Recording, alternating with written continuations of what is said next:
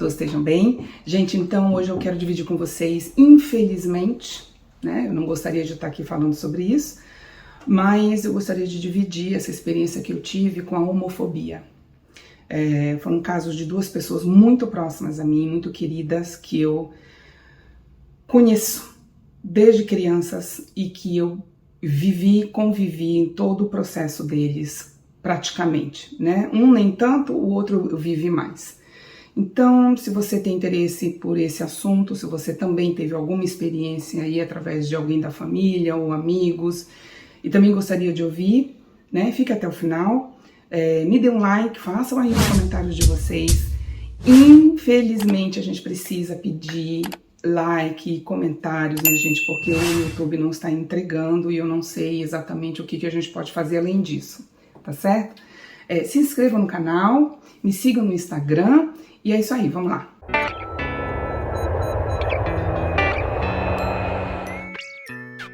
Primeiro, para quem está aqui pela primeira vez, eu sou a Cristiane Sena, eu moro na cidade de Sydney há 13 anos, eu tenho uma creche na minha casa, eu trabalho com crianças já há 10 anos, completa esse ano. E para explicar um pouquinho o contexto, tá? E assim, isso até tem muito a ver com a experiência que eu tive. Mas eu vou contar a experiência primeiro, e aí depois a gente faz essa lógica aí de pensamento, né? Bom, foram dois rapazes, assim, muito próximos, muito próximos, muito queridos. O primeiro vivia numa cidade muito pequena, eu o conheci desde muito pequenininha, nós éramos vizinhos inicialmente, estudamos praticamente na mesma escolinha naquela época, quando a gente era bem jovenzinho, crianças mesmo. E aí, com o tempo, nós fomos crescendo, era visível alguns trejeitos dele, as formas dele lidar com as meninas, né? Que dava já pra gente ter um indício de que era um menino muito delicado, enfim. Com o desenvolvimento, com o crescimento, ele decidiu ser professor de dança. E, porém, numa cidade muito pequena, as coisas, né, as pessoas fofocas, o preconceito é muito maior do que em cidades maiores, né? Até que o pai dele ficou sabendo. Bom, o pai dele ficou sabendo e a primeira coisa que fez foi espancá-lo. E realmente, gente, ele foi tão machucado que ele me contou, eu não vi isso, eu não estava com ele nesse momento, que ele me contou que tiveram que levá-lo para o hospital. Bom, aí depois de um tempo, quando ele melhorou, ele decidiu sair da cidade pequena onde ele vivia e foi para uma cidade maior. Até para, né, tomar um respiro, até para se entender melhor, né? Ele me disse que até naquele momento, quando tudo aconteceu com o pai, ele ainda estava numa fase de desespero, de não saber o que fazer, ao mesmo tempo que ele não achava correto, ele não conseguia deixar de sentir atração por pessoas do mesmo sexo, então foi bem complicado nesse sentido. Em função disso, ele ficou um tempão sem falar com o pai dele, porque, claro, traumatiza, né, gente? Né? Eu aqui não estou julgando o pai e também não estou julgando a decisão que ele tomou ali naquele momento, de não falar com o pai mais por um bom tempo, mas é uma situação muito difícil mesmo, né? Eu imagino a aspiração de um pai ao ver que o seu filho ou a sua filha não estão condizentes, né, ao que uma sociedade fala. Por outro lado, são pais que não procuram entender a atualidade, entender ao ser humano as necessidades e as diferenças muito sutis entre um ser humano e outro, e aí dá nisso mesmo, né, gente? Assim, claro, obviamente que eu não concordo e jamais concordarei com o que o pai fez, né? Mas eu entendo, pelo menos, e aí, assim, foi tudo muito triste, sabe? É isso que eu falo com relação ao preconceito em si. Nesse caso, a homofobia. Foi muito triste porque nenhum preconceito acrescenta nada na vida de ninguém, né? Através disso, ele ficou um tempão sem ter um contato com o pai. Olha as oportunidades de uma relação ter acontecido ali. É ruim para todo mundo, né? Não faz sentido nenhum esse tipo de ação, reação, de comportamento, né? Mas é para exemplificar. Claro, eu acho, até hoje, eu acho muito triste isso, que ele tem que contar essa parte da história dele. Infelizmente o pai dele já não está mais aqui entre nós. Era uma pessoa muito querida também, muito querida. E, enfim, o outro, hoje ele é professor de dança, super bem colocado. Ele já tinha uma escola de dança, ele já estava, sabe assim, totalmente em paz com a vida dele, com o jeito dele de ser, e feliz, que é o que eu como educadora, e eu como pai, eu como mãe, acredito que é a coisa que a gente espera para as nossas crianças, é a felicidade. Como que eles vão achar essa felicidade? Aí é a vida deles, não é a nossa vida, né? Bom, eu penso dessa forma, gente. O outro também sofreu no início. Eu lembro que houveram assim momentos em que falava, meu Deus, mas eu não sou assim, porque ele já adolescente, convivendo em lugares onde ele se sentia melhor, então eram casas que naquela época eram chamadas GLS, né, não LGBTQI+, como é hoje. Então essas casas GLS, isso é década de 80, né, meados da década de 80. Então ele se sentia à vontade porque ele já tinha se identificado que o desejo dele era estar ali, mas ao mesmo tempo, quando ele olhava para alguns que eram um pouco mais afeminados do que outros, ele se questionava, ele falava, meu Deus, mas eu não sou assim. E realmente não era assim. Então, para vocês entenderem como que a aceitação deles é a fase mais difícil. Um adolescente ou um jovem que tem a coragem de enfrentar e de entendimento, não, peraí, isso é um desejo meu, eu não afeto ninguém, isso é uma coisa minha, né? É como eu sou. Então, para eles entenderem isso, muitas das vezes, né, gente, não preciso dizer, isso tá aí, é só vocês pesquisarem. Muitas das vezes eles se matam, eles se machucam, ou então, que é o pior de tudo, e isso eu acho mais triste, é você mostrar para a sua família e para uma sociedade que você tem uma identificação hétero, aí você casa, você tem filhos, você vive essa vida que não é sua, que é uma vida forçada, isso deve ser um horror. E, por outro lado, você tem essa segunda vida que é a sua, que eu vi com os meus olhos, porque eu adoro ir para lugares LGBT, de música, de dança. Para mim, são as melhores músicas dos anos 80, que acabou ficando para eles isso.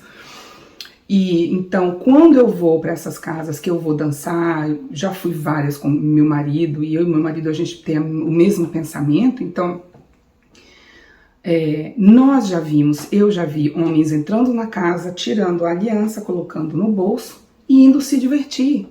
E se relacionando com outros homens ali, né? Isso, gente, ter uma segunda vida, viver um corpo que não é seu, eu acho assim, uma monstruosidade tão grande.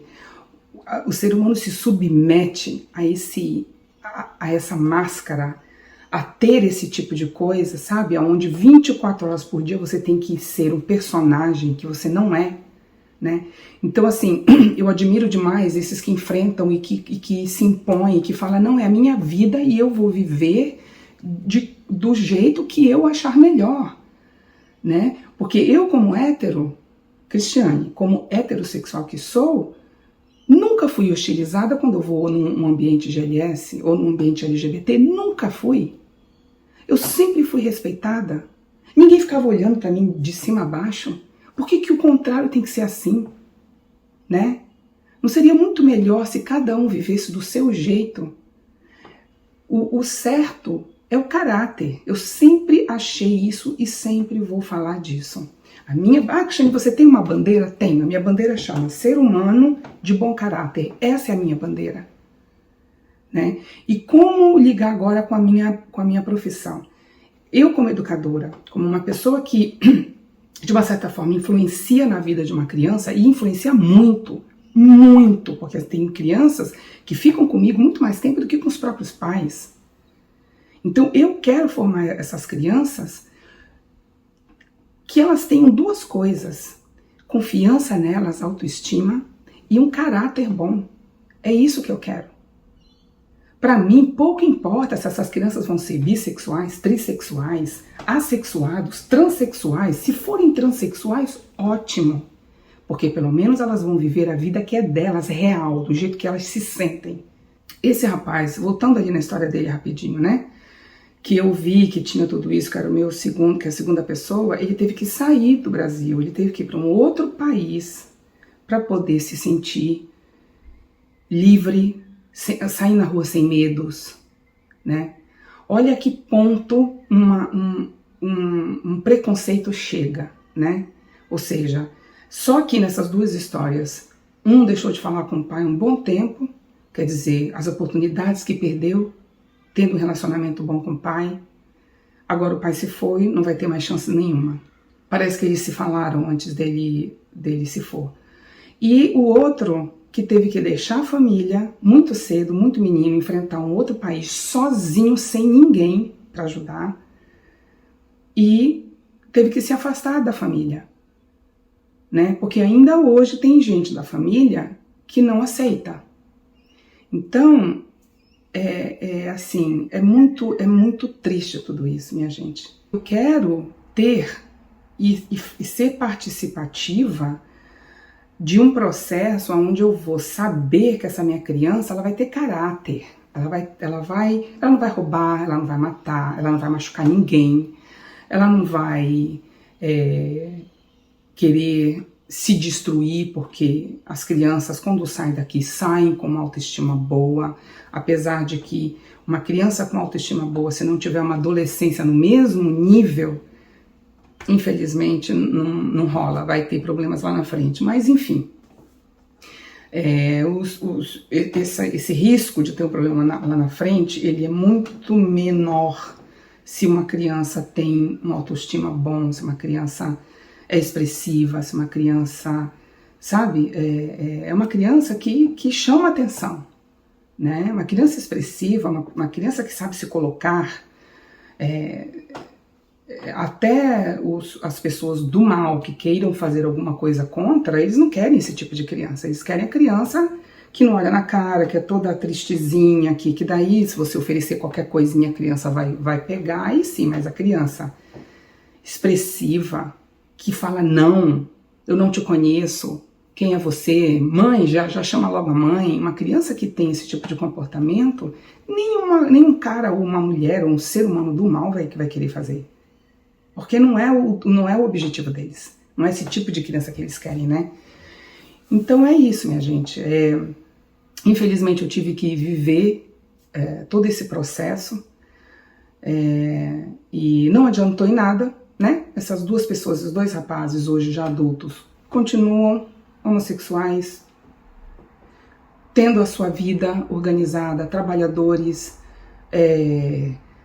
com um parceiro, o outro eu não sei se tem parceiro, e estão aí vivendo a forma deles, a maneira deles, e sendo felizes, porque é isso que é a vida, né? A vida é a gente ser e fazer tudo que realmente nos faz bem.